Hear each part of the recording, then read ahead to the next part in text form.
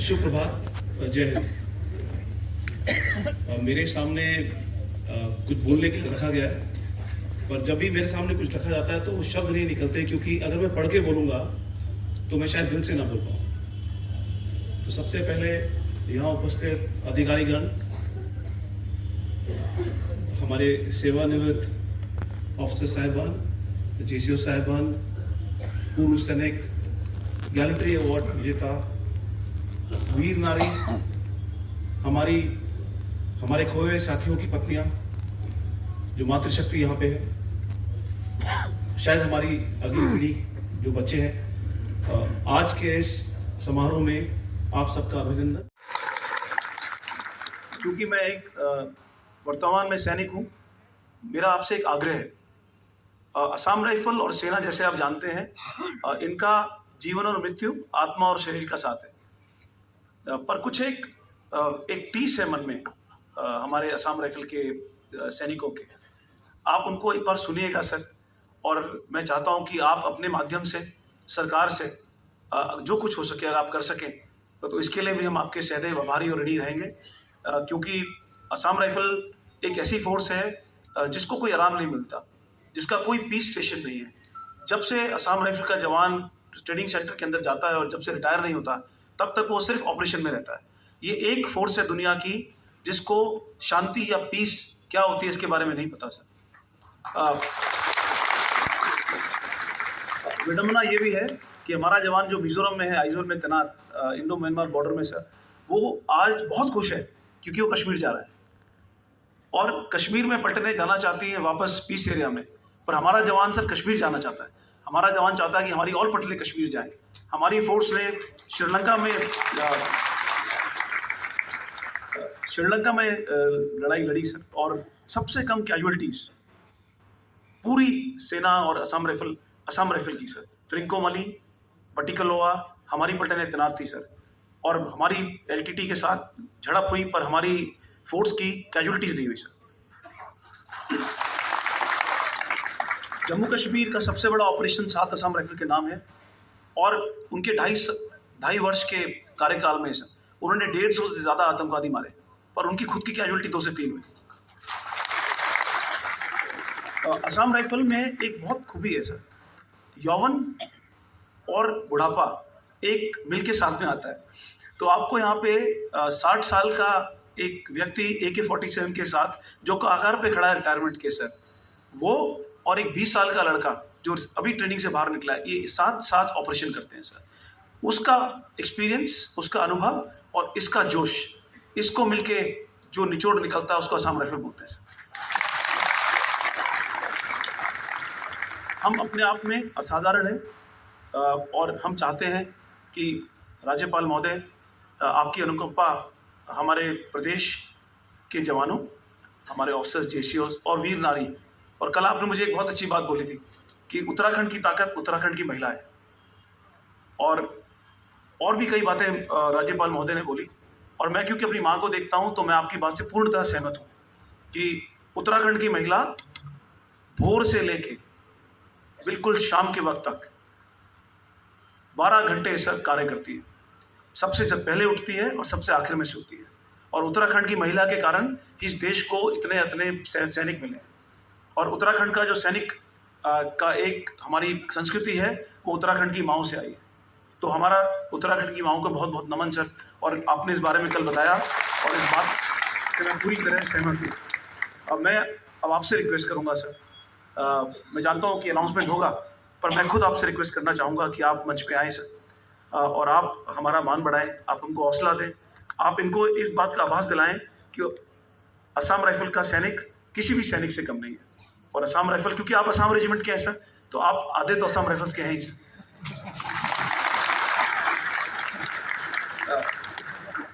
तो आपसे मेरी दरख्वास्त है सर, इंतजा है, आप आएँ और हम सबको मार्गदर्शन दें और आप कुछ शब्द बोलें। मुझे अत्यंत प्रसन्नता हो रही है कि मैं अपने परिवार के साथ खड़ा हूं। और देखिए, प्रभु का खेल, जैसे ये प्रोग्राम शुरू होने लगा, बारिश आई, इसका मतलब प्रभु ने आशीर्वाद दिया।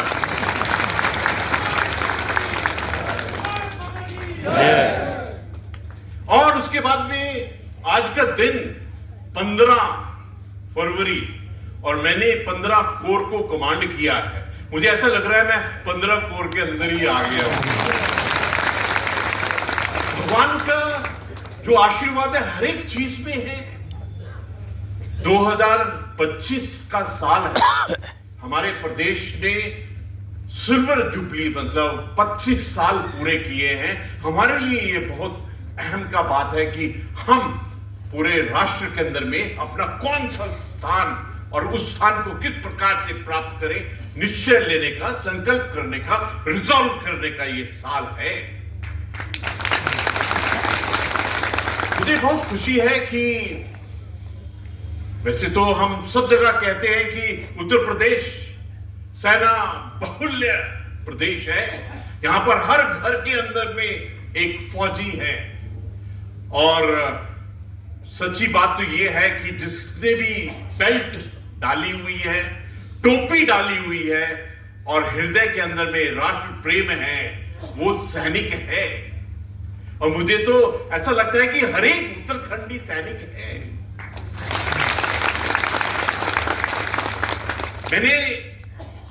मेरे को जीवन के अंदर में बहुत सौभाग्य रहा है कि असम राइफल के साथ कार्य करने का बहुत प्रभु ने, वाहेगुरु ने, शिव जी ने मौका दिया है।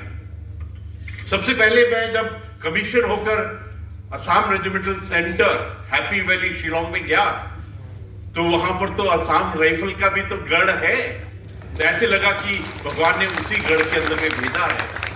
उसके बाद एक बार अरुणाचल प्रदेश के अंदर में नौकरी करने का मौका मिला। तवांग और बैसाखी के अंदर में वहां पर 5 असम राइफल के साथ में बहुत ही अत्यंत आनंद आया वहां पर। और न जाने असम राइफल और असम रेजिमेंट का इतना प्यार है, कभी लगा ही नहीं कि ये असम राइफल है या असम रेजिमेंट है। आज मुझको अवसर मिल रहा है पूरे असम राइफल की आत्माओं से बात करने का, तो ये मेरे लिए बहुत इंपॉर्टेंट टाइम है कि मैं आपके साथ में आत्मिक स्तर के ऊपर में ये साझा करूं। उसके पश्चात हमारी यूनिट अखरूल मणिपुर में गई। वहां पर भी 4 असम राइफल के साथ में अत्यंत काम करने का मौका मिला। एकदम ऐसा लगता था कि दोनों यूनिट भाई भाई हैं।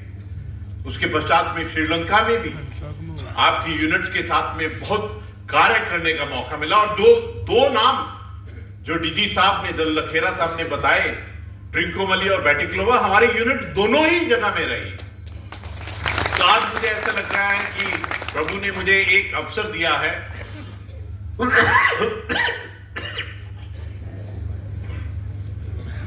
कि मैं प्रभु का वो आभार प्रकट करूं कि जो प्रेम असम राइफल से मिला है मुझको, और जो असम रेजिमेंट में कार्य करने का मौका मिला है, उसका आभार मैं प्रभु को दूं।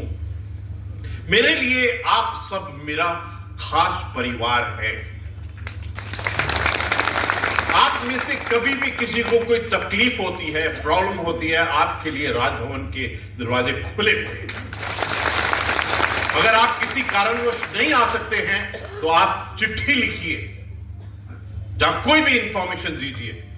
मेरे को आपकी सेवा करने का, आपको मदद करने का अत्यंत आनंद आएगा, क्योंकि मुझे ऐसा लगेगा कि मैंने अपने परिवार की मदद की है। और मुझे इस बात की बहुत खुशी है।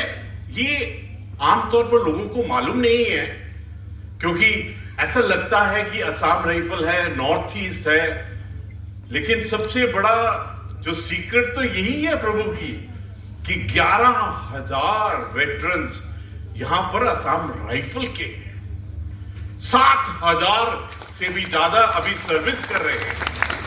ये बहुत बड़ा नंबर है।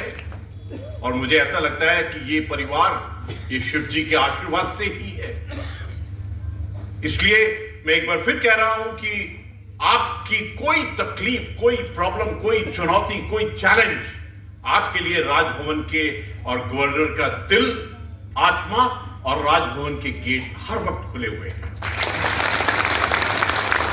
आज हमने देखा कि जिस प्रकार से हमने अपना नृत्य को देखा, अपनी सभ्यता संस्कृति के नृत्य को देखा, गानों को सुना, तो उत्तराखंड तो एक बिल्कुल अलग ही है। मैं कभी कभी ऐसा बोलता हूं कि उत्तराखंड, अगर हम पूरे देश की सुरक्षा को देखें तो आज इतना बड़ा देश, 140 करोड़ का देश, और इसका नेशनल सिक्योरिटी एडवाइजर कहां का है? अजीत डोभाल साहब कहां के हैं? उत्तराखंड के। इतनी बड़ी armed forces, army, navy, air force, और पहला सीडीएस साहब कहां का था? जनरल बिपिन रावत, उत्तराखंड का। दूसरा सीडीएस, प्रभु का कमाल देखिए, दूसरा सीडीएस भी कहां का है? जनरल अनिल चौहान, उत्तराखंड का। हमारा तो छोटा प्रदेश है, लेकिन उत्तर प्रदेश इतना बड़ा प्रदेश है, उसका मुख्यमंत्री कहां का है? वो भी उत्तराखंड का है। नॉर्थ ईस्ट के अंदर में असम राइफल है, उसका डीजी कहां का है? जोर से ताली बजाइए। आपको इस बात का गर्व होना चाहिए कि इस धरती ने ऐसे ऐसे कमांडरों को प्रोड्यूस किया। मैं तो कहता हूं कि हर एक उत्तराखंडी के अंदर में 4 चीजें हैं जो बाकी सबसे अलग हैं। पहला डिविनिटी, दिव्यता, दूसरी स्पिरिचुअलिटी, भव्यता, तीसरी क्रेडिबिलिटी और डिपेंडेबिलिटी। ये जो 4 चीजें हैं, यही कारण है कि एनएसए साहब, सीडीएस साहब, दूसरे सीडीएस साहब, योगी जी और डीजी असम राइफल इस प्रकार से देश की सेवा कर रहे हैं। ये पूरी आत्माएं जो यहां बैठी हुई हैं, तो मुझे आज अत्यंत खुशी है, ना केवल उत्तराखंड, आज पंजाब, हिमाचल, उत्तर प्रदेश, हर एक जगह के वेटरन यहां पर इकट्ठे हुए हैं। और एक बात सबसे प्यारी क्या है, जो लिखा है सामने में, इसमें शब्द लिखा है WEV और OUR। असम राइफल एक ऐसी संस्था है जिसके खून के अंदर में, जिसकी सोच, दिल, आत्मा के अंदर में कभी भी आई से काम नहीं किया कि मैं सेल्फिशनेस से काम नहीं किया है। आज सबसे बड़ा उदाहरण है कि असम राइफल का मुखिया, उनके अधिकारी, उनकी फर्स्ट लेडी, सब यहां पर आए हैं आपका हालचाल पूछने के लिए, आपसे कोऑर्डिनेट करने के लिए, पूरे परिवार से, कि किसी को कोई तकलीफ तो नहीं है। ये बहुत टचिंग बात है। ये आपकी संस्था, आपकी ऑर्गेनाइजेशन, आपका परिवार इतना तगड़ा है। हम तो असम रीजन में बोलते हैं तगड़ा रहो। ये इतना तगड़ा है आपका परिवार कि आपका मुखिया वहां से यहां पर आए हैं। This is a beautiful example. ये हमारे राष्ट्र की हर एक संस्था को इस चीज को अडॉप्ट करना चाहिए कि आप खुद आए और अपने परिवार से मिले, क्योंकि जो वेटरन है वो हमारा प्राइड है, जैसे आपने लिखा है। उन्होंने अपनी पूरी जवानी, जब तक उनके दांत हिलने नहीं शुरू किए, तब तक पूरी जवानी राष्ट्र की सेवा में लगा दी है। और अब समय है उनका देखभाल करने की। मुझे बहुत खुशी है कि आज आपने अपने परिवार को आगे बढ़कर मदद की है। My compliments to Assam rifle कि आपने आगे कदम लेकर आपने मदद की है। मैं रिक्वेस्ट करूंगा कि आपकी हर एक बटालियन, आपकी 47 बटालियन, हर एक वेटरन के साथ में 1-to-1 टच रहना चाहिए। इट इज इंपॉर्टेंट कि अपने परिवार से मिले रहें, क्योंकि उन्होंने अपना पूरा जीवन अपनी वो सीओबी के अंदर में, अपनी वो कंपनी के अंदर में, अपनी वो बटालियन के अंदर में, अपने वो हेडक्वार्टर के अंदर में पूरा जीवन लगाया है। तो अभी हमारी ड्यूटी है, हमारी रिस्पॉन्सिबिलिटी, हमारा टास्क है कि अभी हम उनका हाथ पकड़ें।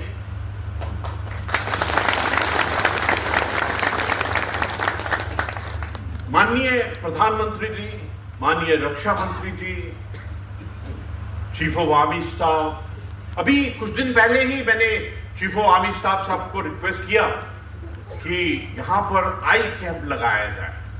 उन्होंने best of the equipment, best of the doctor, जो दिल्ली का RNR हॉस्पिटल है, जो पूरे भारत का सबसे अच्छा वाला हॉस्पिटल है, वहां से यहां पर कैंप लगाया।